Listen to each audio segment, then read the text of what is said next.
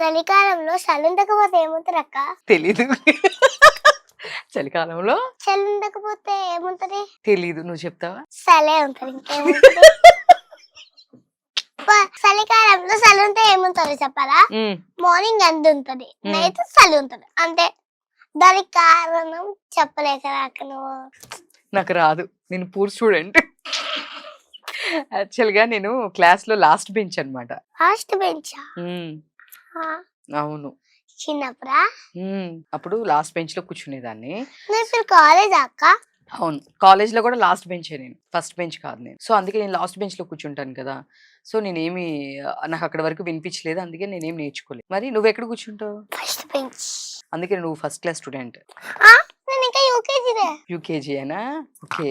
మళ్ళీ యూకేజీలో వేస్తాను నన్ను. మళ్ళీ ఇంకా నాకు 6 కదా, అందుకే. కాదు, ఎందుకు యూకేజీలో వేస్తారు మళ్ళీ? తెలీదు. తెలీదా? ఏజ్ వచ్చింది కదా 5 కదా నాకు, ఇంకా అందుకే.